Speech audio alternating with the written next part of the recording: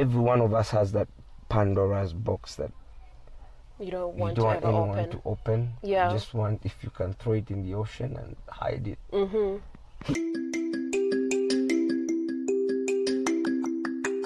Hi there, welcome to Hashtag with Nabuguzi Kiwanuka. This is the place where we help you unravel social constructs, discuss self-development in line with mental health, and everything in between that directly or indirectly affects us in the millennial world around us.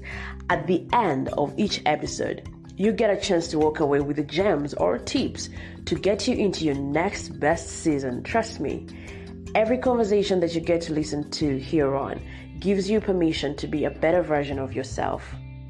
I am your host, Nabuguzi Kiwanuka, a lawyer, founder, stroke team lead of Equate Foundation, an addict and lover of insightful conversations, and a professional unraveler of social constructs. If you're hearing my voice for the first time, welcome to this virtual space that you and I have longed to be a part of. To you, the returned subscriber, I salute you for always choosing to give yourself permission to shake up the status quo. First off, welcome back from the holidays. I hope you made great use of the 4 days weekend. Personally, it was my first break in which I've managed to rest since 2017, and I loved every bit of the happiness and love that it came with. I really hope you enjoyed yours as well. In this episode, we have the phenomenal Michael Ezra Nnunda Kibirango. He's a physician, sensational MC, an easy to talk to person, and everything you can imagine in someone who is wholly invested in social capital. This is a conversation like no other. I know I sometimes keep saying this, but I assure you, this is a conversation like no other. See, for more than 2 decades, we have been talking about HIV stigma, and we raise awareness to abate its dangers. But while I was talking to Nnunda, it dawned on me that I had never had a one-on-one moment to hear first-hand experiences of people affected by it. The conversation is a journey through stigma, its effects on his emotional well-being, how he found his voice and finally gained spiritual momentum. I was not ready for how this interview unraveled, and I cannot wait for your spirit to experience this much-needed episode. Let's jump into it.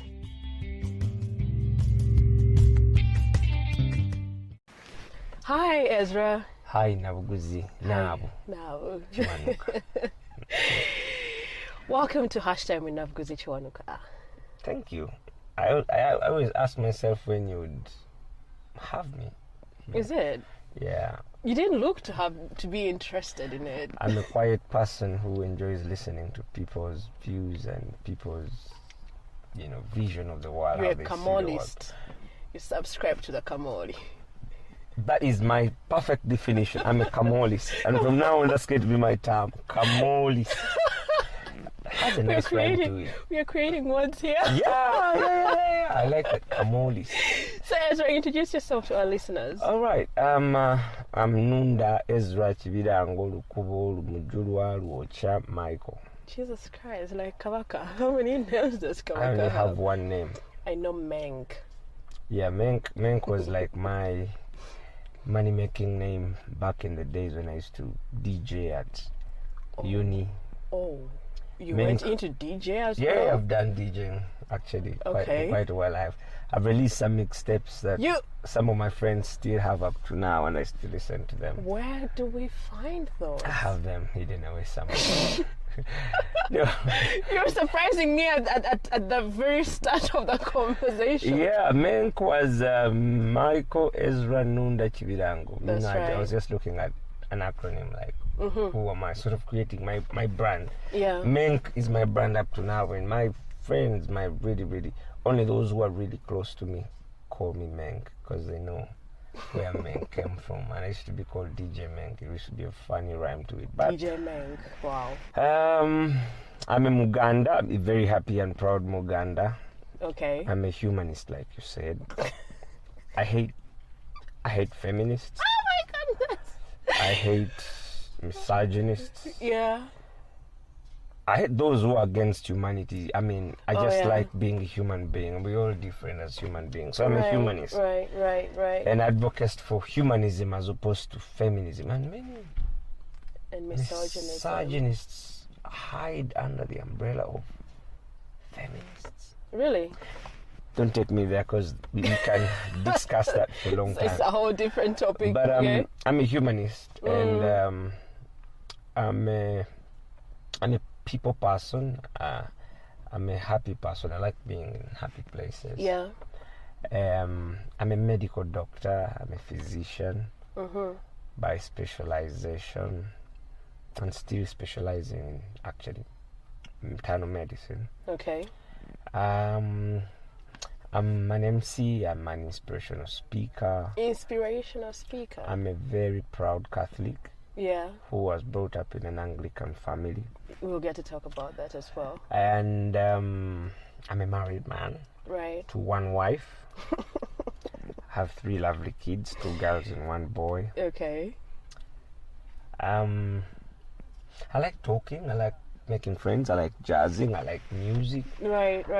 I just like life. I hate sorrow and sadness. Is that something that has been definitive of the person that you are? The person that loves to make conversations, to have conversations, or a people person? Is that something that you've had from childhood?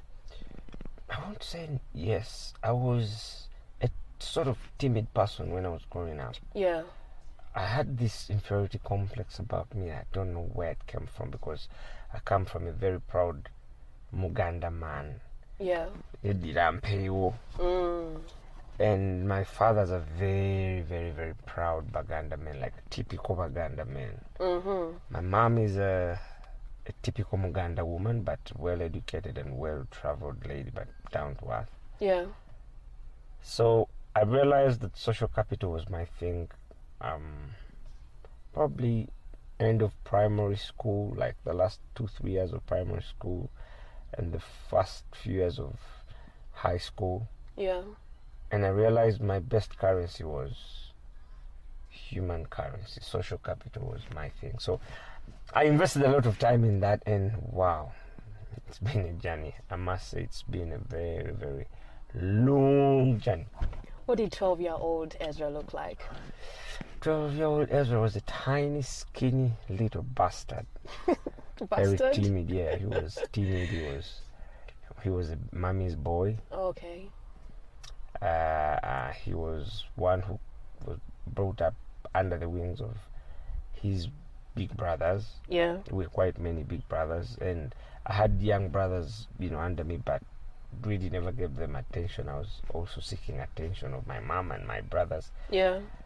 I never grew up that much with my dad.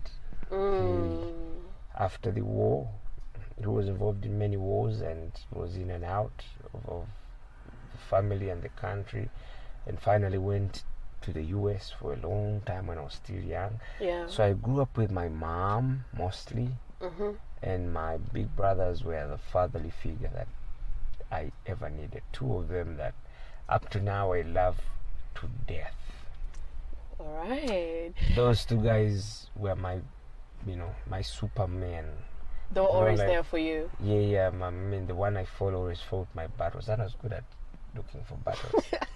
So you were good at looking for battles, but you couldn't fight them yourself. I was skinny and tiny. Trust me, I was a very weak guy. Well, you could have been skinny and tiny, but strong to fight your wars. I was very, very, very, very, very, very weak, and I was a coward. And why were you starting these fights? I don't know, because I felt like I had big brothers who could do everything, like they're superhero, they're supermen. Yeah. My big brother, our eldest brother, did taekwondo and kung fu when he was, in his youthful stages. So he knew a little bit about that stuff. And you wanted to have that? Yeah, and he used to, beat up people for me, really good, like mess them up. And the one I follow was an athletic guy. He was quite fast, quick on his feet, quick with his hands. And he had, gotten a little bit of some, rubble from our big brother. So they sort of... They're always there to protect you. They were there to protect me. And they gave me this feeling like you are protected. So I, As timid as you were, as you say it, what did you want to be while growing up? When you look at your 12-year-old self and possibly how getting into your teenage, what are the things that you wanted to be while growing up? While I was growing up, one, I wanted to be a good father. I wanted to your be children. an available father. Oh, yeah. I wanted to have this beautiful, loving woman and settle down quite early. This is as early as 12, 13 years. You're already looking at parenting. Because our mothers all were single ladies, in quotes. Yeah. All our fathers are around apart from one who God called, who was the fatherly figure that we had. Unfortunately, God took him from us when we were still young. Yeah. But my mother and her big sister and then her younger sisters raised us up as a unit. Okay. Like a really big unit. Like we never knew who our real mom was. Oh, yeah? For example, if it was, bathing the kids, if one of them came back before the other, they would bathe all the kids like in order. Wow. Smear you up, dress you up real good, make tea for you, then tell you stories. When one of them traveled out of the country, one of them took over the responsibility. When they went to buy stuff, when they were coming back, they bought the same thing for all of us. We were about 9, 10 kids in the house, but they used to buy the same exact things for all of us. Wow. So that's the way they brought us up. And around sometime when my mama, we call them mom because we don't have auntie or stuff like that. Mama muto. Now we don't have that. We just say mama. Yeah. Mom. So when my mother's big sister left the country, she went with the kids and she wanted to go with us. But mom said she had to stay to take care of their mothers. Okay. That's when we split a little bit. But we still kept on having this contact. So it was fun. So from that point, I saw how much my mother's struggled to keep everything together. Yeah. But importantly, I saw how cool and slick they used to do things. Like they knew everything. They had everything under control. So it was more like they did everything with ease. Exactly. Like seamlessly. Like you would never know that there's no money in the house or this. Everything was there. Yeah. I mean, in the late 80s. Yeah. I mean, a family that had a sofa set was a rich family. Family that I remember I used to eat Tip Top, the pepper one with What do you mean butter. The pepper one? It was Tip with Top butter? had... So bread would be packed with butter? No. They would bring butter and... real good butter. And apart from this hogwash that you call butter on the market, we had good butter. Why are you speaking like you're not part of this generation? I'm not a millennial. I'm not a millennial. No. You are. Millennials, by definition, are born between... 80? No. Trust me. 90. No. I'm not a millennial. I said I don't even ask. No, listen. I don't ask like a millennial. When was the new millennium? Because that's the definition of a millennial. No, the millennial cohort starts from 1980 to, I think, 95. Why do you even drag us into those bastards, those little bastards who are entitled and they don't know what real life was? They don't know what real life was. Life is subjective. Like people Nah. define life in different ways. My mothers had a lot of, I don't say a lot of money, but they had some money. Yeah. But you had to earn it. Exactly. You had to wash her car for you to get money. Yeah. Yeah. She could easily have given it to you, but we were never entitled to it. Exactly. If you wanted new clothes for Christmas, good grades, work hard. But that comes with parentage. Different homes raise kids differently. It can't. Man, I cannot even accept to be called a millennial. Millennials are so entitled. Millennials have not all of them. You can't depend on stereotypes. Let's not go there. I'm sorry, you are a millennial. Let's not go there. I'm not a millennial. Don't even call me millennial. I won't go there. I won't accept to be dragged into that discussion of a millennial. Anyway, my mom and her big sister were nurses. Oh yeah. And they 3 of them. 2.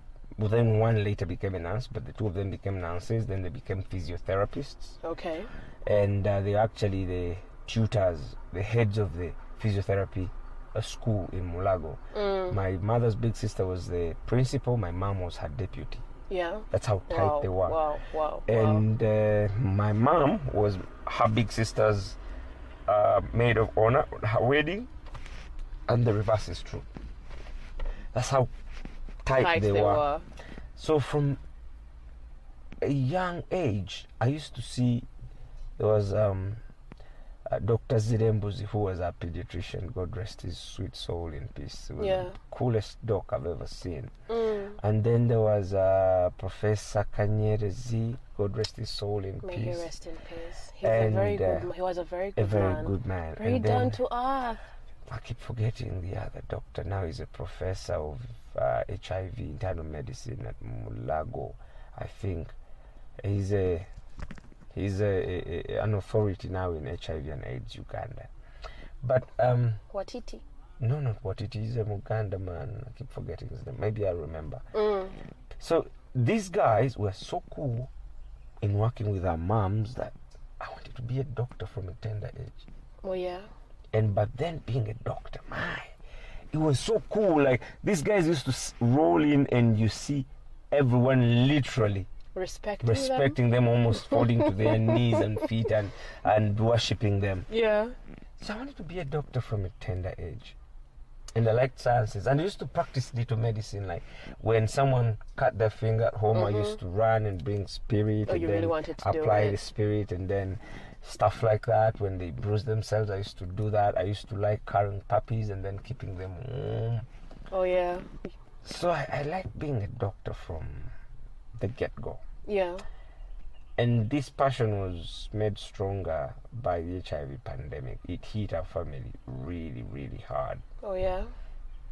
The only fatherly figure that we knew is called Christopher Kaleva. God rest his sweet soul in peace.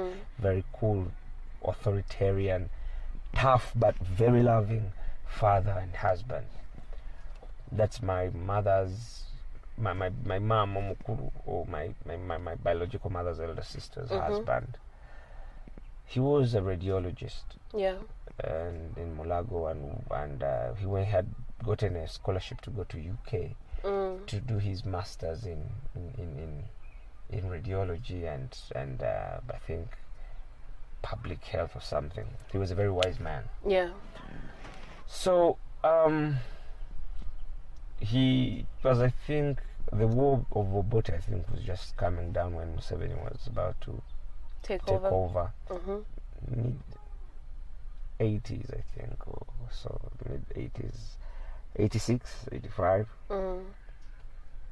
He got an accident. Okay. They were running because of, fights in Kampala, and these are stories told by our mothers, because then we were useless. Right. So he was hit by a bus was trying to run. He broke his leg, and his brother, who was then the head teacher of Lubidi SS, came to donate blood because he was the only one that had his blood type. He was O minus. So his brother came and was also O minus, so he gave blood, and at that time they never used to screen it for HIV, so he gave him blood and he contracted HIV just like that. Yo. So the brother had HIV but didn't know. Boy. So he got HIV and he felt ill, like really ill, and those days anyone who had HIV was considered the dead man. Yeah. And they thought it was like Ebola or COVID, like you see how people have Ebola and everyone is running away from them. Yeah. I was young, but I could sense a few things. It was just my mom and her big sister taking care of their husband. At that time my father had left.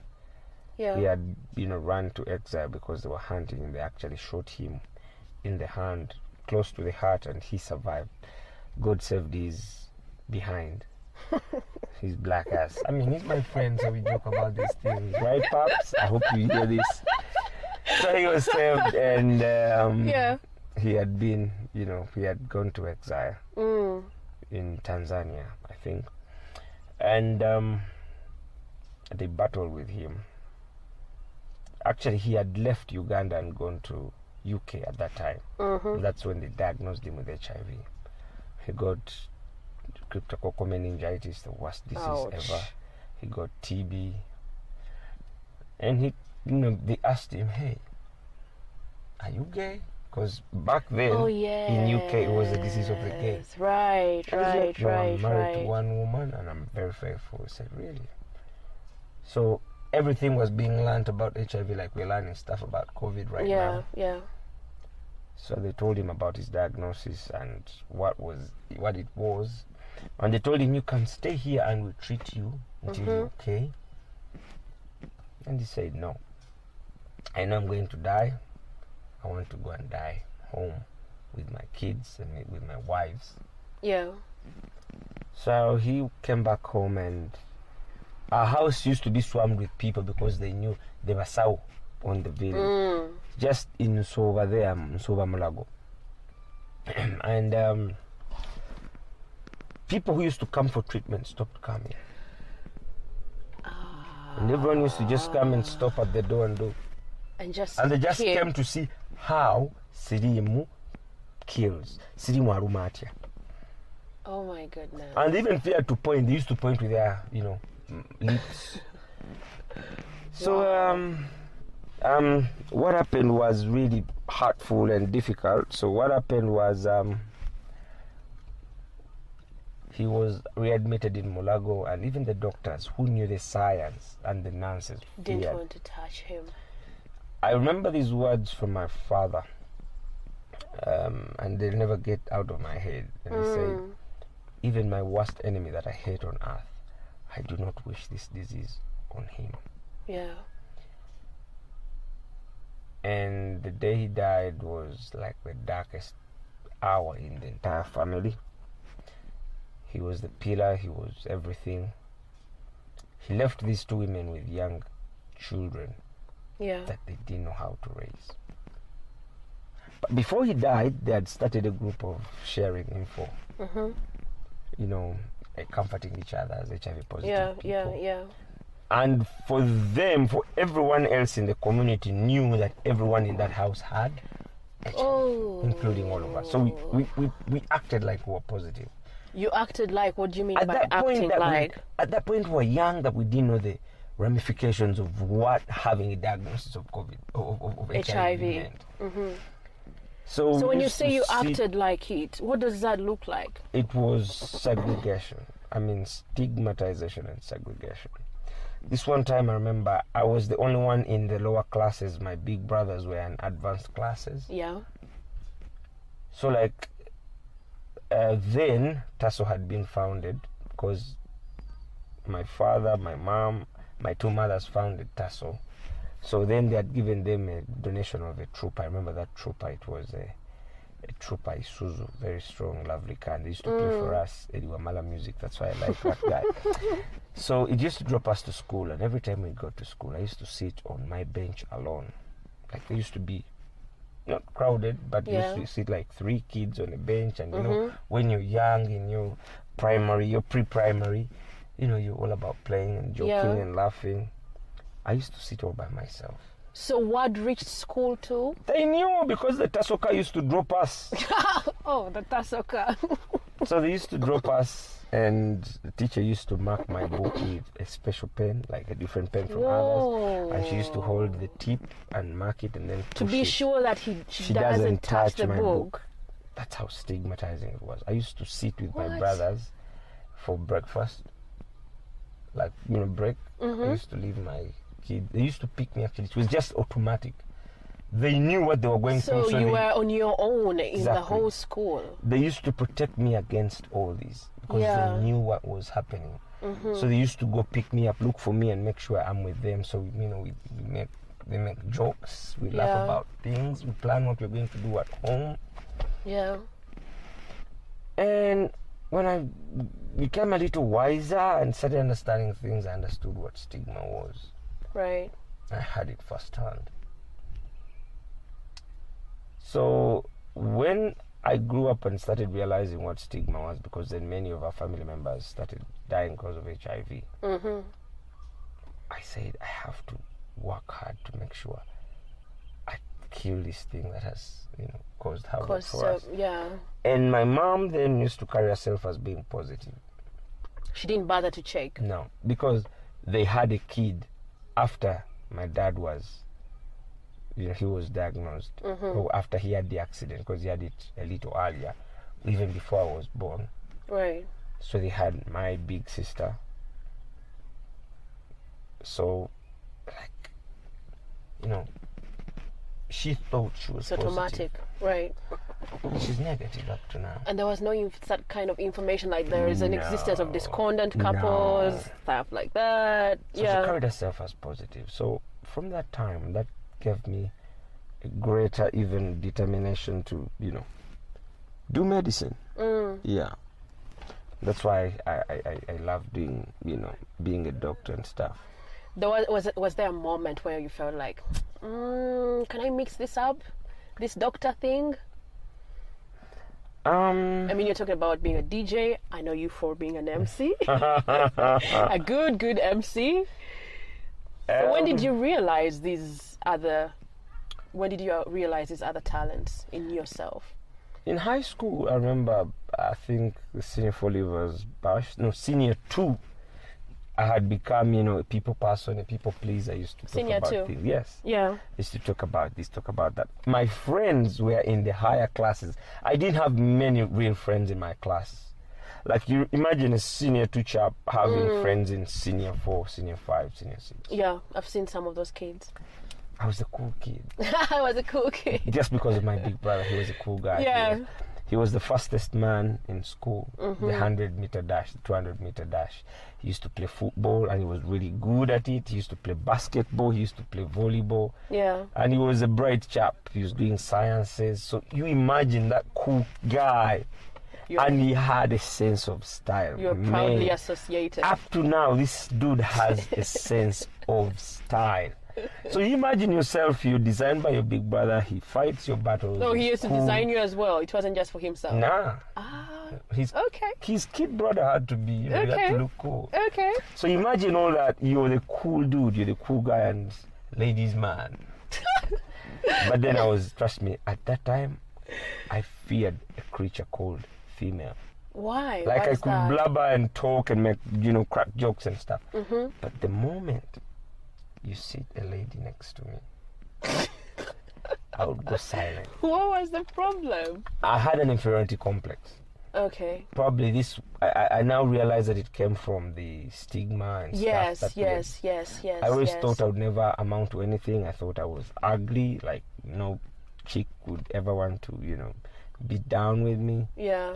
Like I was a nobody, I was fake, So you collected every other negative thing you could think and of I piled it put up it on on myself. Okay. I had inferiority complex proper. So I covered it up with being talkative and it helps. Being convo It and helps. stuff. It helps. Yeah. Until this one girl who everyone was dying for in her senior 2. And then I'd just gone to Nagalama in senior 2. Okay. This cool girl everyone wanted. She came and said, "Hey, can you be my boyfriend?" Really? Okay. Damn. Okay. I was like, say what? Yeah, like you're cool. What did that feel like in that moment? Vindication for everything that I'd gone through. I feel like I was on top of the world. Like I ruled the world. Weren't you scared? Like it could be a trap? I was. I was. But I mean, I wanted to enjoy that moment. No one would take that moment away from me. It was my moment. Yeah. Like finally. I'm acceptable. So when she came to me and she kept telling me things like, "Hey, you're actually a handsome guy." Oh, okay. Like, look at all those guys. Look at them. Check them out. They have no sense of style. They don't speak good English. They don't write well. They are not bright. She built my confidence. Wow. And I started believing and understanding that, hey, I'm actually not that bad. I'm not that ugly. I'm not that bad. Wow. So from senior 2, I joined the church choir. I mean, I was a new dude on the block. I joined the church choir. I had my deep voice. Yeah. Even then, so I used to sing. Okay, I used For to the sing bass. tenor and bass. Mm-hmm. I joined the drama club. I joined the many clubs that time, and I got recognized by the head teacher on assembly. So that was all sparked by confidence that had been thrown at you by this lady. By this beautiful girl. Oh yeah. I acted and became like during our MDD competitions. I swept like 7 accolades, clean. One event, new kid on the block, best actor, best solist, best drama, best. There were like 7 accolades. Wow. I beat all the guys, the senior 6s, senior 5. Man, I was on top of the world. And what did that feel like in that moment? Did you feel like, no, I'm not going to go back to the kind of person that I imagined myself to be? I started. This is now a new self. Yeah, I started believing in myself. Of course, I became more, stubborn and got punished for several things that it's just too funny. Yeah. But it laid the foundation for who I really became then. I knew I could be somebody. I was a cool guy, the cool dude. I could do something with myself. So I went on senior 2, became a prefect. Okay. From senior 2 up to senior 6, I was a prefect always. Because I was a cool dude. Then entertainment prefect was the coolest nigga on earth. I was lucky that, okay, not lucky, but luck befell me. Yeah. The entertainment prefect was expelled. Oh. When I was in you know what I'm saying? Mm-hmm. I'm looking at it as Chagulanyi, how Chagulanyi got into the parliament. Now you get it. I was a Chagulanyi of sorts. I slid in right in, and I mean, it was obvious. Like everyone said, yes, this is a dude. So they gave me the post. That was your very first post. Yeah, I was the deputy entertainment. In senior 3, I was so confident because it was policy then in Agalama that the prefect, the head of the department, had to come from HSC. Yeah. And the deputy was in O level. I was the very first head who was in O level, and my deputy was in A level. Damn. Shaking up status quo. Yeah, Shaking up I was status a cool quo. dude. So you've talked about how you just changed into Catholicism. How did this get to happen? I went to predominantly Catholic schools, apart from my primary, where I went to Seta Boarding Primary School, which was a Catholic school. Yeah. And then I went to, but then it wasn't making sense. My mom is a staunch Anglican. Yeah. And she's held responsibilities and positions in the Church. Anglican Church for a long time. But when I went to high school, S1, I first went to Mengo Senior School. Yeah. Spent a term. My mom had connections then. I went to St. Henry's College, Chitovu. Shark. Yeah. Catholic school. They planned me to go to Budo. I went there just a few weeks and escaped. Budo being King's College. You escaped from King's College? Yeah. Escaped from the school? Man. Why? Now, How? I don't even know how I got home. But I got home. Stubborn dude. Wow. And then you get expelled? Definitely. You didn't like the school? It was before I discovered that I was cool. Oh. So when they took me to Budo, and then the Tasoka used to drop us, I mean, these kids were rough. Budo then was rough. Like people talk about Budo being rough. People still have conversations about the school.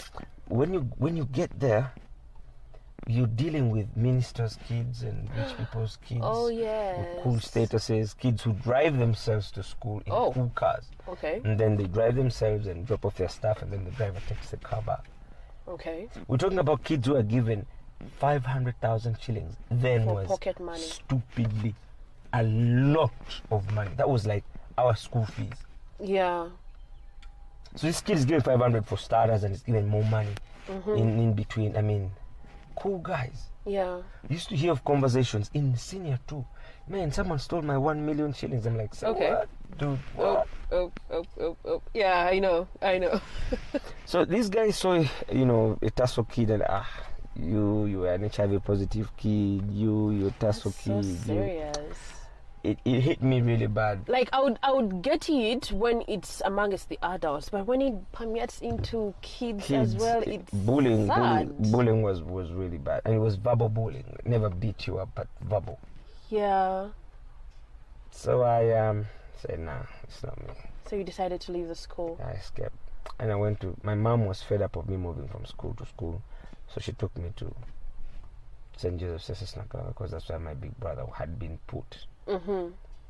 So I find he had made his name. He was a cool guy. Took up from him. Yeah. I'm reintroduced to Catholicism, staunch Catholic school. Mm-hmm. I joined every club.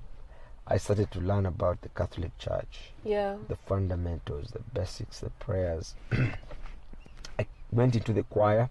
Around my senior 3, we went for competitions for the interdiocesan competitions. Yeah. I mean, the diocesan ones, it was a given. Lugazi, Nyenga Seminary number 1, St. Joseph's Sesasnagalama number 2. It was given. Even if we beat them, it was given. You always had to take the second position. So, I remember I was in senior 3, and we beat these guys. Nyenga. We beat Nyenga in the interdiocesan. It's not easy to beat seminaries. They cheated us in the diocesan. We beat them in interdiocesan. They were number 4, we were number 2. So cool. Number 4. So thereafter we went back for the senior 4. We went for the competitions, and we were number 1. Interdiocesan, crazy day. Wow. And then I had, fallen in love with all these priests. I knew them, they knew me. We used to talk about things. So it was natural that I discovered Jesus. I discovered God in my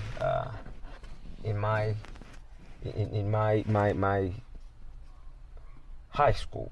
Yeah. I was falling in love with this religion, Catholicism. Yeah. Then it was Catholicism. I hadn't yet gotten the true religion. Yeah. And I in my holidays, my mom used to come and say, I hope you don't become a priest. Oh. So even when you would get back home, you're practicing Catholicism? I was a Catholic. I used to have my rosary. I used to say my rosary.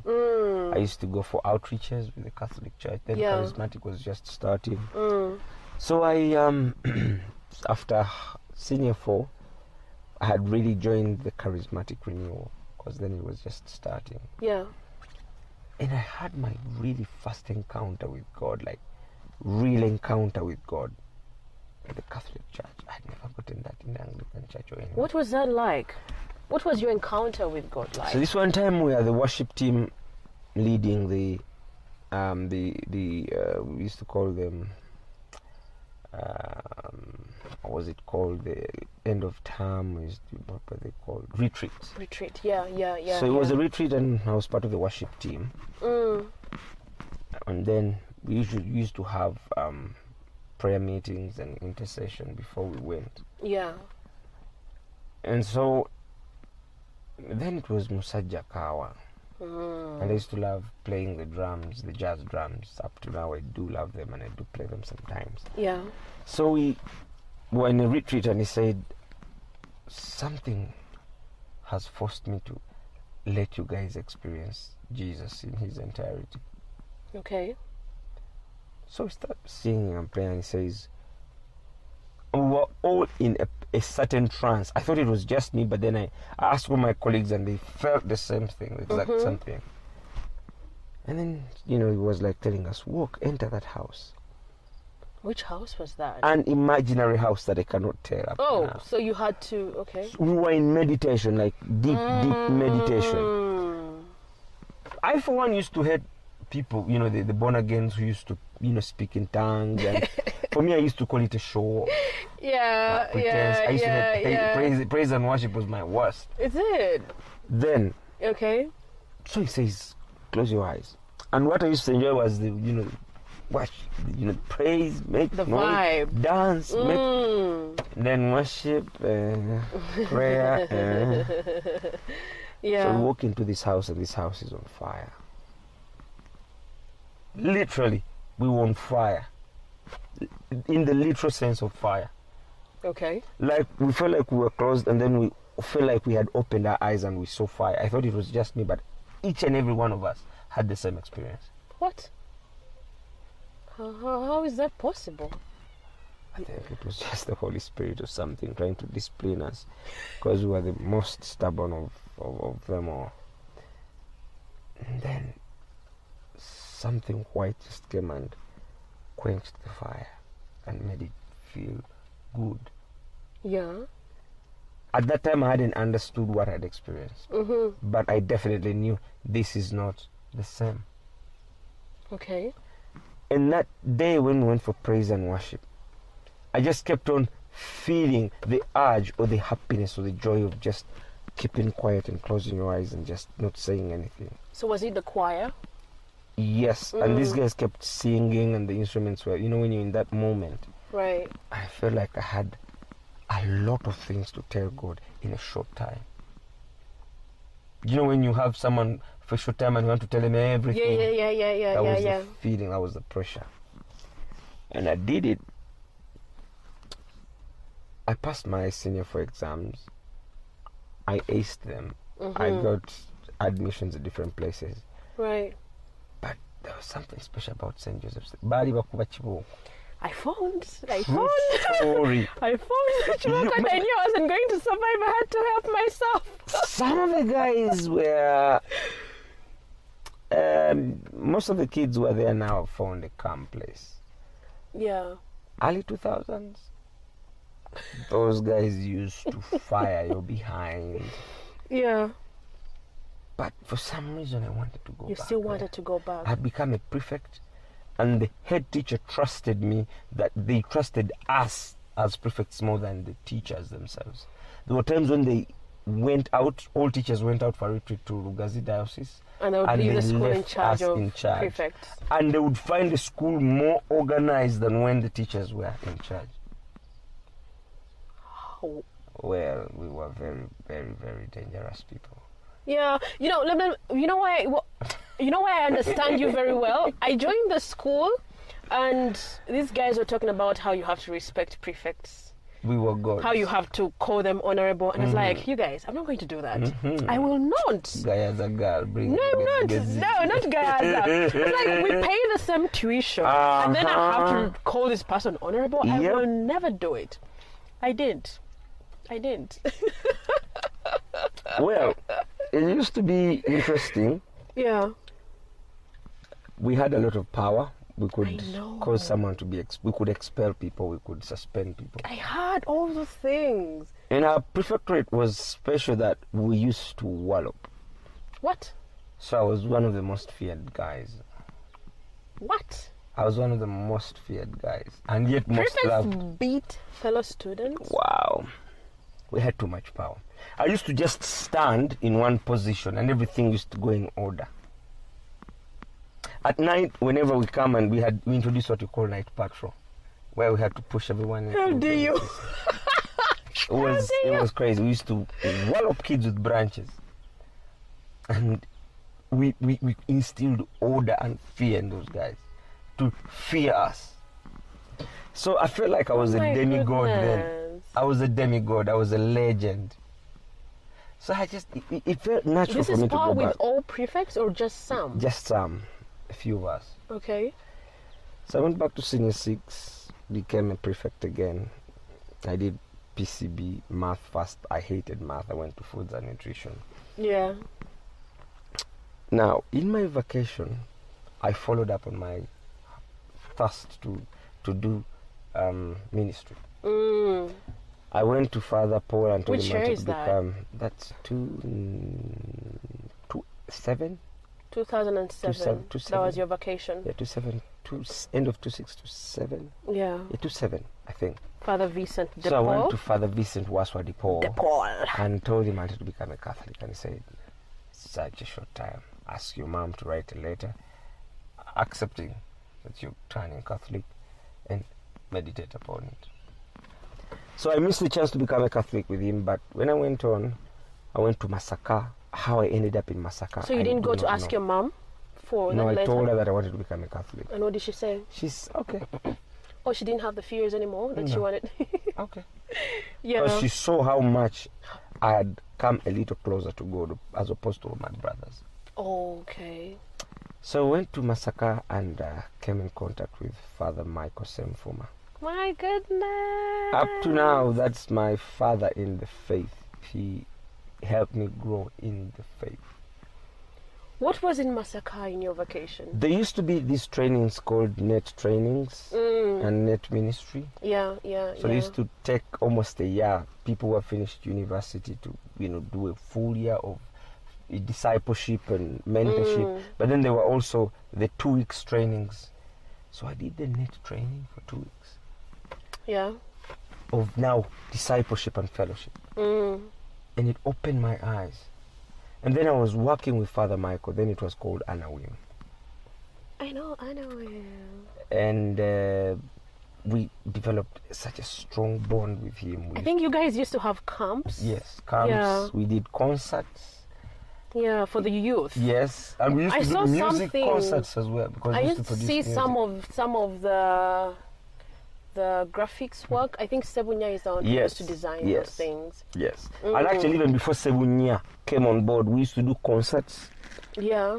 Music concerts, because it was a recording label. Oh yeah. Yeah, we did about 3 albums. That's empowering. And we used to do them with big labels, up to date. Swang's Avenue. Right. Daz Avenue. Right. And that was the first time I came in contact with Benon and Julius. Very powerful, interesting guys. I came in contact with very powerful musicians that I only used to see on TV. Michael Uma, Susan Keronen, Vampos, the Walukagas of this world. We came in contact with many guys, and at that point it was just empowering. Like, I knew these guys personally. Well, like, this can happen?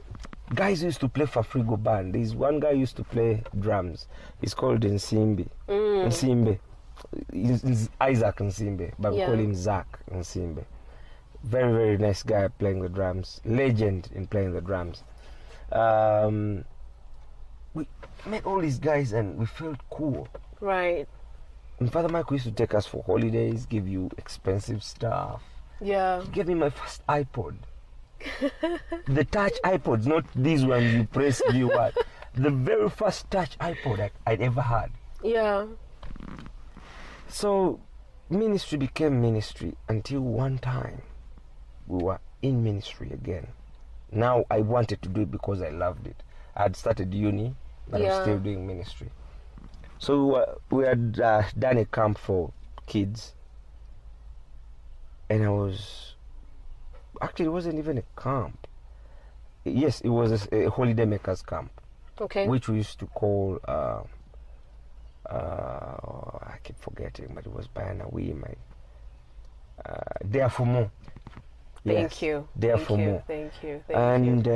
You're sort of awakening my memories of those things. Yeah. There for more. And we had what we used to call Hamid time. Like an afternoon where you just go, keep quiet and try to listen to what the Lord is telling you. Okay. I used to hate the Hamid hour because you just have to shut up. I'm a motor mouth. I talk a lot. But I had to lead by example, so you have to go, all of you separate yourselves. We were not had to sit even alone. allowed to talk to each other. Like, I could meet you, and if I How want long something, was that session? It was about 4 hours. What? 4 hours, yes, from 2 up to around. Are you allowed 6-ish. to sleep? Because I mean, if you sleep, then you've not benefited from the 4 hours is a long time. And we used to go read the Bible, read verses that they had told you. And we had done this several times, so you just used to go and just go and sit and pretend to be meditating. Kumbe you're sleeping. And like, we used to meet each other, and you cannot talk to someone. So if I met you now, and I want to ask for something, or sign language. What? So that one time I said, let me experience this retreat. Instead of me being just a facilitator, let me actually be a facilitator and experience it. So I went into a hermit hour. And things just kept on talking to me and opening my mind. Yeah. Like someone So even then you were not yet Catholic? No. And I was Father doing Septima knew everything. that? He knew. Yeah. And I told him how to become Catholic. And he said, child, meditate upon it and think about it. The deeply. same thing Vincent de Paul Exactly. said. I'm like, what's wrong with these dudes? Just take me. So I was quiet. Yeah. It's, you know, when you're having a conversation in your subconscious with someone that you don't see. Yeah. But you're having this jazz, like really deep jazz with this person. And you don't want the jazz to end when Kabozi is good. It feels just so good. That's what I felt like. And, you know, they were explaining things to me, questions I had. I used to hate my father because I thought he had abandoned us and not done enough for my mom. And he was just explaining things that you think he's having it cool. Yes, he might be having fun, but he also misses you guys. So it went as far as self-reflection and assessment. Exactly. And that night when we had praise and worship hour, I told you I used to hate praise and worship. Yeah. I was the first one. I used to love playing drums. That day, for some reason, I left the drums. Yeah. And I went to sing. And as we, start the usual dance, it was fun. I was having fun, and then we got to the deeper moment with God. Boy, oh boy, that's the greatest hour I have had in my entire life. I went into a deep trance of, I was before a chair, like a throne, white light, and this dude with the coolest voice I've ever heard calls me and asks me. So this is your second experience. My second experience, my second encounter with God. Now I knew what an encounter with God was. Yeah. And I used to see people fall, people doing what I'm like, Katemba. I know, you're like, can you stop, please? This time it was me. You fell? I did fall. Yeah. Okay, I don't know whether I fell because people told me, dude, the Holy Spirit visited you today. You were in another realm. You didn't know what was I didn't know what was happening. But to me, I was with this guy because they told me you kept on praying and saying words that never made sense. This was after the hermit. Yes. Some of the words we could not understand what they were. But for me, someone just told me, my child, talk to me. What do you want? What is the problem? Like he was there. You know when your father has money and you want him to buy you stuff and he comes and asks you, what do you want me to buy you? You can't even, can you think in that moment? But you're seeing lots of stuff. Buy me that, buy me that, buy me that. And whatever you say, he picks and puts in the cart. Oh my goodness. And then I used to have, I used to feel like there's sins I'd committed that I could never let out. Every one of us has that Pandora's box that you don't want anyone to open. Yeah. You just want, if you can, throw it in the ocean and hide it. He opened this. Said, open it. I opened up and said everything. And that's the time I realized self-forgiveness is the most important first step to attaining forgiveness from God. Yeah. Many of us are held up in this, this I did, it was too bad, it's too big. They can never forgive me. I'll give you an example. Exactly. All the time. Let me give you an example. Forgive me, this is the best example I can use. Archbishop Ntagali's case. Yeah. He would feel like, my God, what have I done? I can never forgive myself. This, I'm supposed to be the authority of knowledge. And everyone would easily condemn him. And he can never forgive himself. Yeah. If you do not forgive yourself, God will forgive you, but you keep going back to that place. Convicting yourself. Exactly. And you can't release yourself from the can't bondage. Get that freedom. That is powerful. You keep having this heaviness on you. I can never be enough. God cannot forgive me. I cannot have the Holy Spirit in me. I cannot do this. You keep convicting yourself again and again. And yet, His word is plain. Yeah. There is no sin big that I can't forgive. If he could forgive the people who killed his son, who are you? Good Friday. You get? Yeah. So I left that place. You know when you've had your tummy full and you really want to go to the toilet? And then you feel like you've emptied yourself, like you feel so light and much so relief. good and so happy. Yeah. Boy, that's the feeling I had. That from there I went to the priest and told him, I want to be Catholic today. now. Okay. I've encountered God here now. Okay. And he told me, child, I know. And then? It was as though God had told him what I went through. Because he told me. So he didn't witness that? No. He didn't see it? He was there, but he didn't see it.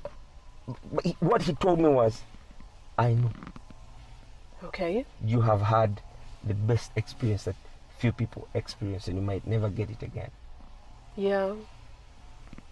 So that holiday, there was another guy, a friend of mine called Michael. He was born again as well. We were baptized Catholics. Both of you? Yes, and both of us So were named Michael. Oh, with Father Michael. Exactly, and that's why I chose his name. I said I want to be called Michael. Yeah.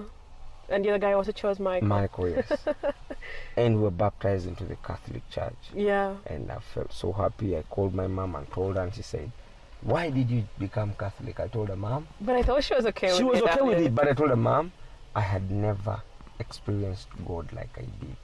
Yeah. I encountered God in the Catholic Church. And besides, it's not about the religion. It's about my relationship with God. You get? Let me tell you something. I'm sorry to cut you short. Let me tell you something. Relationship with God. These are things that we do not understand when we subscribe to particular religions. So personally, I grew up believing that I am Catholic, and I knew it, and I loved it, and in my head, I knew it's the best thing that could ever happen. Like, it was very clouding of my judgment to a point that I couldn't even make friends who were not. Yeah, like I wouldn't.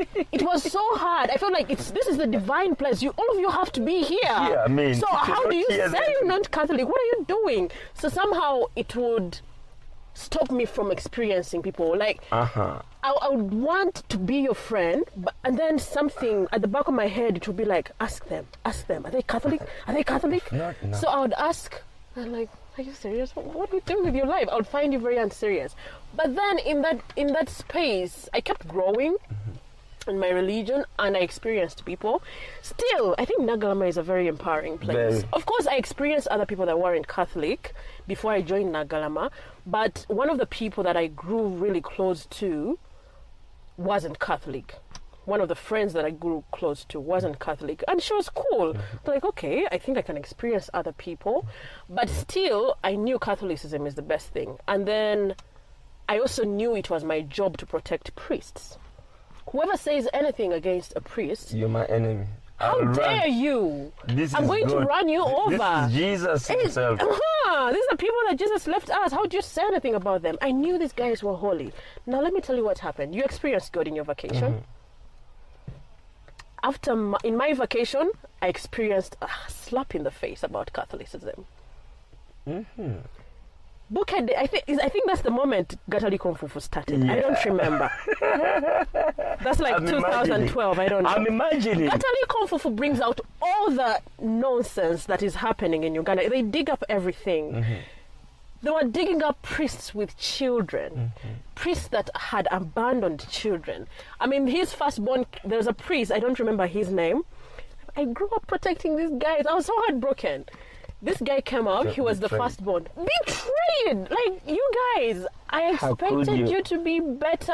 How could you? You know, and then in that moment I started experiencing other priests, and I'm like, you guys are shit. Sorry for the language. Yeah. This is not right. Yeah. I felt lied to. I felt betrayed. I felt very many things. Yeah. But I still want to say, anyway, I love the church. And then at some point I got really bitter. I was tired of the news. The news is sickening. Yeah. I started going to church, but every time I would see the priest at the altar, Like, you're just pretending. You're nothing. I would enter church and I would be quarreling throughout the whole mass. The whole of it. I'd be like, you guys You're are judging these guys now, huh? So at some point I was like, but you know what, Anne? You don't have to come to church all the time. Because it felt like the church was also toxic for me. I was getting Dangerous. I would leave angry. I would come happy, but I would return. I would leave the church angry. So it's like, you don't have to come to church all the time. You don't have to. So I lived on my own. I was like, God, I'm going to do my things on my own. I'm not going to church. I'm not touching priests. I'm not doing anything with them. And then a year, I was almost making a year. And I thank God the Pope came that year. I think I wouldn't have gone back to the church. So what happened was, the Pope was coming. And my roommate at the university, that is my 4th year. Yes, she is not Catholic. You see how I kept growing and accepting people, and I was like, these things that I used to believe while I was a child, no, they're not nothing. They don't make sense. This is a beautiful person who takes care of me. I mean, when I'm sick, she's the first person that runs out for me. So it's like, no, religion is nothing, and this Catholic thing doesn't cut it. It's a lie. And I was starting to also experience Afrocentricity. I was getting to know what Africanity is. Yes. I was seeing all these things. I was like, wait, first Catholicism, wait. I need to see what's happening this side. I was open to life. I wanted to know, okay, Catholicism is there. Then what about here? What happens here? How good is it? Is it that bad if you're not a Catholic? Then my roommate, the Pope was coming. Mom called. I think that's November or October. I don't know. Mom called me and she was like, I've not heard you say anything about going to Kololo, because he was going to meet the youth the following day. I'm like, no, I'm not going. Those guys are nothing. Like the way how I choose to, I didn't tell her that, but in my head I was like, the way how I choose to be a lawyer, it's the same way how they choose to be a priest and then maybe they end up becoming popes. Those guys are nothing. So my friend, the non-Catholic, she knew how much I loved the church. She knew how much I used to pray. And now here I am, I'm not moved. She's like, are you sure you're not going to see the Pope? I was like, nah, those guys are nothing. So I was, like I told you, I was addicted to news. And now there was 7 p.m. news on NTV. The Pope was leaving Kenya. I'm even getting the shivers right now. The Pope was leaving Kenya. He was getting onto the plane. They're saying he's coming to UG. I was like, are you serious? His Holiness? Like, for real? It's like I didn't know about all this in that moment. It's like, it felt like someone was knocking at my door and I wasn't opening for them. An important person. I packed my bags in the night. I called my cousin, who they stay in Naguru. I called her and told her, you guys don't lock the gate. I'm coming. I left Mukono at night. Braved that traffic. Got to Naguru. My aunt quarreled. How dare you move in the night? I don't like people who move in the night. And I was like, I'm here. I don't care what you say. I didn't know, but I was like, I have to see this guy. Like, I also didn't know, because in my head I knew this guy is nothing. But I was there in Naguru. Then the following day, then my cousin had to make calls to book her border guides to, pick me early in the morning so that I take up the seat. I was also in conversations with Father Senfuma, and I think he might have asked if I was going, and I was like, no. I don't remember what I told him, but I think he asked me, because he was part of the people that were organizing. I was like, nah, I'm not going for that. I don't need it. I was there in the morning. I think I was there by 6:30. The sun was not yet out, but I was there. And at some point I was like, what am I doing here? That's what I was going to ask. Well, just ask yourself, what in the world am I doing here? What am I doing here? I don't like these guys no more. So, I don't know. I think these guys, what is this choir called? The Trinity choir is the one that did praise and worship. Praise and worship, yeah. I started praising and worshiping when they were singing. And I felt like, where have I been? I used to do these things. Where have I been all my life? Like you've been in a desert and you've been I was like, this is my place. Like, I sang, I was shaking, I was crying. I was like, what is happening to me? Yeah. what is happening to Yeah, me? that's the experience there. And then, as you talked about that you build your relationship with God, I was in that moment, I was like, you know what? And the Pope hadn't even come in that moment. I was like, you know what? Build a relationship with God. Don't mind these priests. These priests are like Eli and his sons in the Bible. Exactly. Build a relationship with your God and see where it takes you. From then on, I mean, okay, sometimes, I'm sorry to confess this on the microphone, sometimes I'm not really about the church because I know I can connect with God at whatever stage or position I'm in. Because sometimes even church, sometimes church is empty. You go to church and these guys are just preaching about money. They're talking about how they don't have food at their dining tables. Are you serious? I came to be replenished. I came to be fulfilled. I feel you. I hear And you're you. talking about yourself. You don't even know if amongst the people in your There's congregation someone who doesn't have food. Exactly. They're talking about a 200,000 budget for a week. Mm-hmm. So I'll be like, no, the church. I'm not going to go and fight with God. let me build a relationship with Him somewhere else. So I hear you when you say that. That is when you build the relationship with God. It's so powerful. And that time, we used to have many. For example, I was with Kasoma, Medi. Where? Oh, for the Dare for More. Yeah, we used to be together. Medi was a Catholic. I knew his father. I knew his family was staunch Muslim. His big sister used to work with my mom. I used to call her Aunt Sophie. Yeah. Staunch.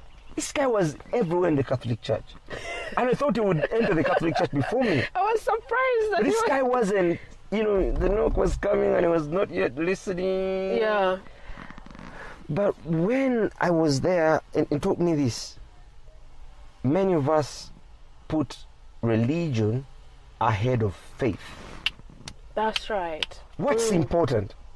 I'm an Eddie Griffin fan. Very, very funny guy. And one time I was watching his comedy and he said, many of us pay attention to the messenger. But did you get the message? Did you get the message? What's the message? Did you get the message? So I feel pity on people who segregate themselves and discriminate themselves in the lines of religion. It is stupid. It's baseless. What did Jesus leave? Did he say Catholic is the right church? I'm a proud Catholic, don't get me wrong. I'm a very proud Catholic. But on certain terms, why the born-agains have stolen people into the faith... They're very welcoming. They're welcoming. Watoto Church is one of the churches I go to freely and openly. Why? The idea is one. We care for communities and we praise Jesus. That's all. Yeah. Okay? We're a Christ-centered church that cares for communities. Period. And that's important. Like they said in the Bible, that a sinner or a tax collector might see heaven before the high priest or the Pharisee. Why? Because this guy has an actual, contact with Jesus. So I got that feeling and I said, damn, where have I been? Yeah. From the time I became a Catholic, I've had this agenda for me of I do not care what the religion is, as long as we talk of the same nigger in heaven. Yeah. If we're talking about the same nigger, that we come from God and He's the Almighty, All Supreme, All Powerful. How you praise Him. How you praise Him is none of my business. If we're talking about the same guy up there, we cool. Yeah. We cool. Yeah. And I left these petty judgments of you're not Catholic enough. It's useless. You're not born again enough. It's useless. Dude, do you know who? And this one I keep telling people. Yeah. Let's stop being hypocrites. Forcing me to come for morning praise and worship because it's a rule in the workplace. I've been a prodigal son in that. But I keep, when I open my mouth to pray, I know this is a gift that God gave me. I know how to put my words together when I'm praying. That's a gift. I'm not bragging, but I also feel it. Sometimes it's hard. You don't even know what to say. So when I open my mouth sometimes to pray, people turn to me and are like, dude, you actually know how to pray? And I'm like, what did you expect? You don't know me. Yeah. You don't know me that I have morning mass every day of myself. For example, I'll tell you this. I downloaded the Catholic Missal book. Okay. So every morning when I wake up, I take my readings, Okay. like I'm in church. Yeah.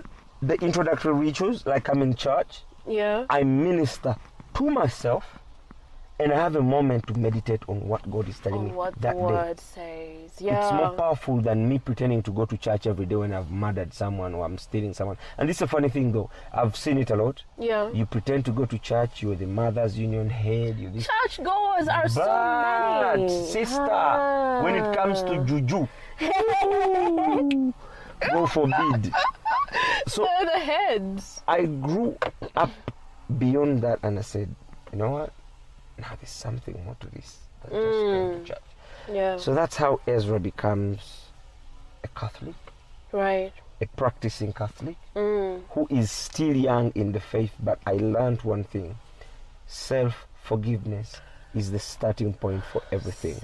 If you don't let it out, if you don't forgive yourself, you don't have power to forgive others. You can't give what you don't have. You can't give what you don't have. I feel preached too. So yeah. if you let yourself and say, look, I'm not perfect. It's only Jesus that was perfect. All right? God knows that I am going to go through these trials and tribulations. That's why he gave me the Holy Spirit. He gave me angels, and angels come in different forms, in human beings, in the spirit. And he knew he sent his child, and the gospel is very clear on that. Once I repent and truly mean it,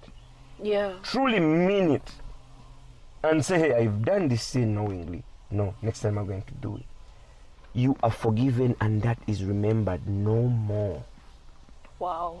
It's done. But if you don't let it out first, you don't forgive yourself. It's so hard. You're not going to forgive yourself. It's so hard. I mean, you keep going back to that. It's like place. not knowing how to love yourself, and then you tell someone to love Thank you. And you cannot love. If you don't love yourself, you can't love. You don't even know what real love is if you're picking out yourself all the time. Like we said when we're starting, I hate feminists. Some of them have been hurt. All right? Okay. Can you just... Okay. I don't want you to say that you hate feminists. I'm not... I hate false feminists. I hate false feminists because they are hate many. misandrists. Misandrists That's is very the main clear. haters. Misandrists is clear. Yes. It's clear. The only challenge we have that is already in the rubbish bin. Okay? But there are people who pretend to be feminists, but they are actually misandrists. Exactly. Okay. I like good feminists or true feminists. I hate misandrists. But the issue is there are more misandrists who, they portray themselves as feminists. Exactly. And they're not. Exactly. I'm a humanist. So many women have been hurt and say, I don't need a man. Exactly. I don't need a man. Sweetheart, even God himself needed to put his own son into a family of a man and a woman. Who the hell are you? These are people who are raising the millennials now who are so distorted, who have lost contact with the world, who are so entitled. It's a mess. I mean, and what you do, what the child you bring up, the daughter you bring up, is going to be your photocopy. I mean, we are the ones that, when it comes to parentage, the child takes what you pour into them. And then you keep complaining why men are rubbish, men are dogs. When you call a man a dog or a woman a dog, it means that your mother or your father is a dog as well. Yeah. And you yourself are a man or a woman, so you're a dog yourself. You get the point. So, and your child is going to fall in love with these guys. If you raise a bitter woman, a bitter person, they will fall into the hands of a bitter person, or they will treat someone bitterly, and you create a vicious cycle. So please, if someone wronged you, mend yourself before you get into anything else, and do not stereotype. There's that one guy, that one woman who truly loves you. I say this with a passion because I've had bad relationships. Exactly. At uni. I was heartbroken by some ladies who left me when I needed them the most. One of them who really dissed me and said I put on my father's clothes, I have no sense of style. It was really hurtful. Yeah. And then I met this girl who I wanted to play as well. I just wanted to mess with her, sleep with her, and run away. Mm-hmm. And she locked me up. I found a keeper. And to date, I still You got grounded. I tell her that you brought me back to earth and you gave me a purpose. And that's everything I have now. Yeah. We've made together. Yeah. We've been through difficult times. We've annoyed each other. We've gotten to point. Every relationship has been to that near breakup point. And if your relationship is not yet there, then trust me, you've not yet lived in true marriage or true relationship. You get to that near breakup point, and when you get there is when you realize how much you have to lose. Yeah. You realize how many years you've groomed each other, molded each other, what you've built up. Now you're leaving this guy going to go to another person that you have no idea whether they're going to treat you well. Yeah. And you have to teach them again, train them again, work on things again. And you ask yourself, but wait a minute, why are we splitting? Yeah. And most times you realize that what is causing you to split is something so stupid, trivial, and small. Right. And then you realize and you say, but dude, okay, no. I wronged you, you wronged me, but what the hell? And then you fall in love all over again and you improve. That's what has happened and to I us. think that becomes even stronger. It builds a stronger It has bond. helped me Yeah. a lot. And that's why I say, up to this point, the strongest factors that I've had in my life, after my big brothers who have been my supermen, okay, God is number one always. Yeah. My mother and my wife. My mothers, in fact not mother, my mothers and my wife have made me who I am today. Wow. They've believed in me. They've kept on pestering me to become a better version of myself. Every single day, my wife pushes me to do something new. I started this events company because of her. She said, dude, you do this for free. People are making money. Why don't you start a company that, emceeing? I started with just emceeing for small parties and stuff. Yeah. And it went on to weddings. Yeah. I went on to start doing kuchala, and I'm like, am I here? is it me? And it was fun, and it was people like, hey, Charlie, you're so good. You are good. You are good so at I it. started, these events companies, and before I know it, it's making money for me. Yeah. I'm enjoying it. I'm doing what I enjoy. And I mean, if it wasn't for my wife realizing this for me, then I don't know where I would be. Right. I don't know where I would be right now. If it wasn't for she's put me back in line so many times that I care to accept. And as the man, you'd say, nah, I'm mandingo smooth. I'm clean. I'm the guy. Right. I'm not that proud to realize when someone has brought me back to where I need to be. And they tend to tell you what you don't want to hear, but What you you don't want to need to hear. You need to hear it so that you act and get back to where you should be, who you should be. So my journey as a Catholic, my journey as a doctor, my journey to this as a person has gone through those phases, and I've realized that my social capital has played a big part. Funny thing, when we were talking, you said DJ. Yeah, I was shocked. I was like, wait, DJ? Tell you what, in uni from year 2 up to year 5, I used to play on events. Every party in the university, I used to play. So at the time when you were a DJ, you didn't even think about the MCing thing? I used to do MCing as well. Okay. But on a small scale, just and you fun. were just doing it just for free? blabbering, talking. Yeah. What's the name of this events company? It's called Greenleaf Events. Greenleaf Events. Yes. Greenleaf Events. And it's a conglomerate. It's Greenleaf Events, there's Greenleaf Concierge Medicine, where we come to the comfort. We shift the hospital from where it is to the comfort of your home. Okay. And it's made lots of some money for me. It's been a great journey. Yeah. So Greenleaf was given birth to from that event. I told you I have mixtapes. Probably when I have time, I'll send you one of my mixtapes. I would love to listen to them. And sometimes randomly I get to parties and everyone asks me, hey, play music for us. Oh, okay. I love music. Yeah. I love music. Yeah. I mean, So, you're talking about the choir. I have a lot of music on my phone, but sometimes I find laptops, there's no DJ. I remember this one time I went to a function as a guest, and the DJ really didn't know how to use the machine. Yeah. So one of my friends jokingly says, hey, DJ man, DJ Menk. DJ Menk. Mukwate mukangemu. Yeah. And like one of them overheard and said, seriously, is he a DJ? And they're like, and you know when your friends are and sometimes giving DJs that ruin funny the vibe, function. exactly that funny vibe. But like, hey, this guy is the best. So the chick is like, wait, calls the case. Wait, twin a DJ ono, you're playing us that rubbish? Yeah. And like Aji, I mean the guy was also timid.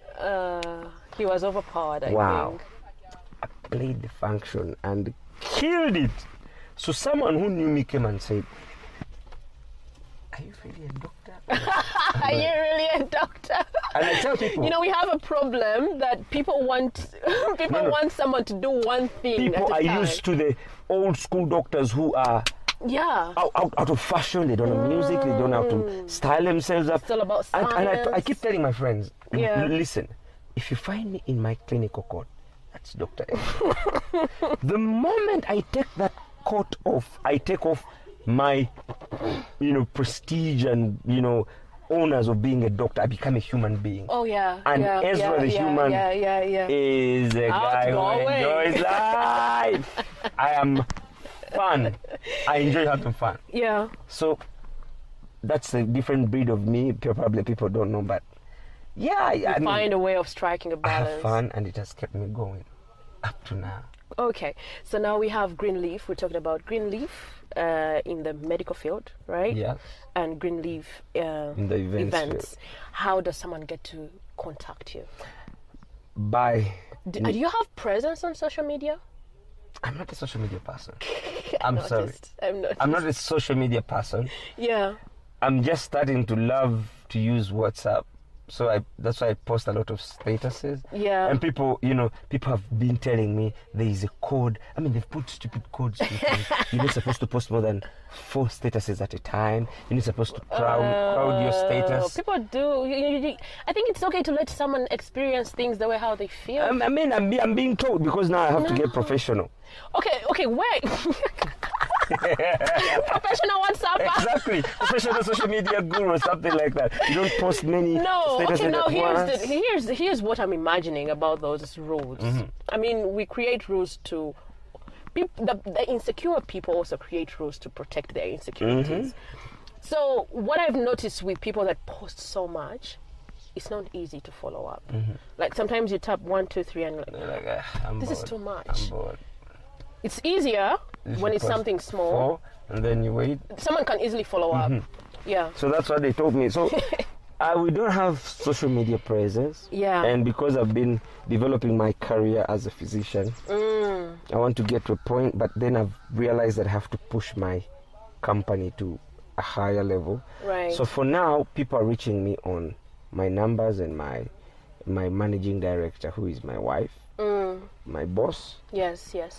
And I've started to boost my social media platforms. My niece is starting to help me with this.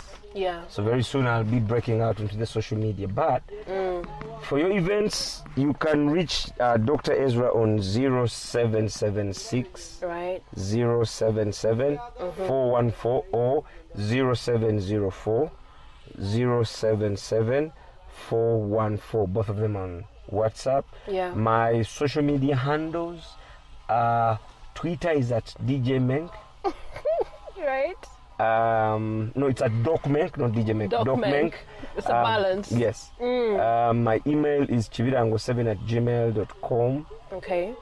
But I'm mostly on phone, or you can call my wife directly at 0702 218861. She's the managing director. She's my boss. But for your health services and health needs, if you want me to shift the hospital from where it is to you, you still reach me on my numbers 0704 077 414.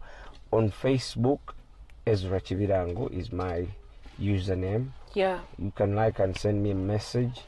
I'm just starting to use Instagram. I don't know how to use it yet. And Snapchat.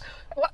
I'm trying. You've got into Snapchat? I'm trying. I want to experience all these things. I'm trying. I don't know how to use them. They told me they can boost my business, so I'm trying all of them. Anyway, I don't know how Snapchat works. I don't know how Snapchat because for me, works.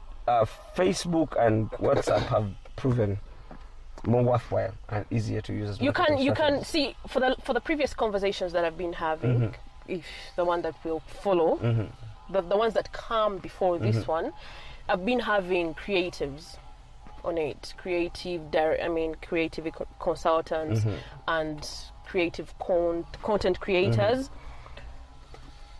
You get to find one particular platform where you are strong and build on that. The others, because in the end you're going to find that you can't pull the same crowd.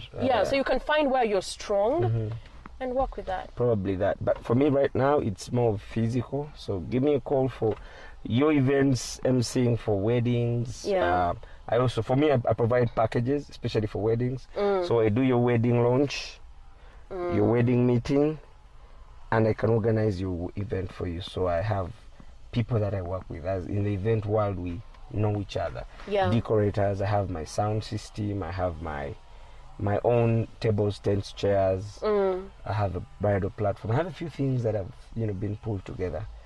But then I have me as an MC. So for all your MCing needs, this dude is here and it's not so expensive.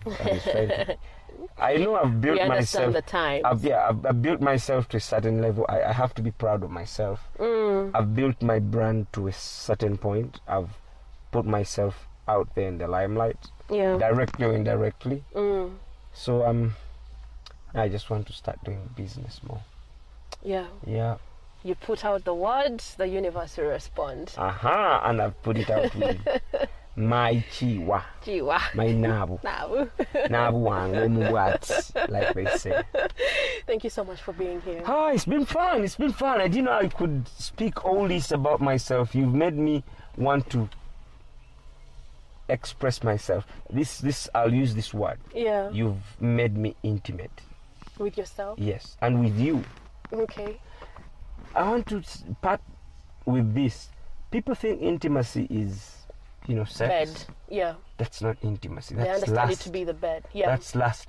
Intimacy, if you go and read about the 7 levels of intimacy and the love languages, intimacy is you exposing and expressing yourself. Bring yourself out. You release yourself. You reveal yourself to this person. The good you and the bad you. The true you and who you are.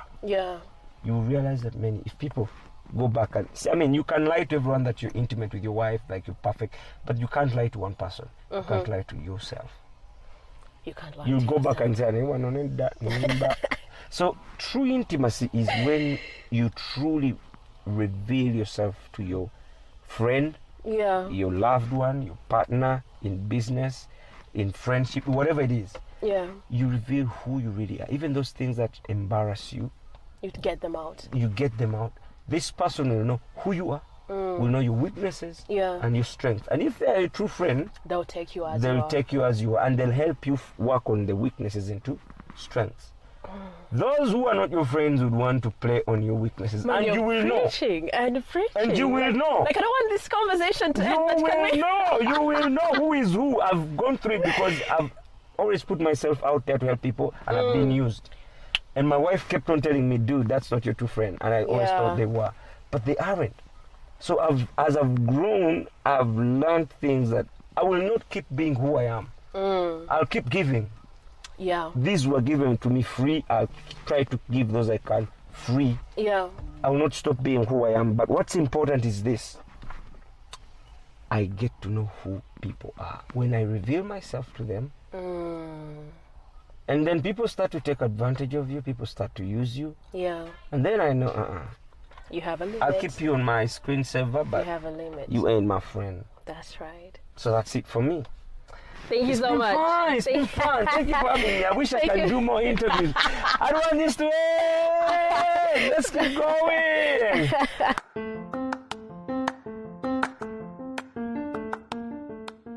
I loved it when Ezra said that we need to build a relationship with God.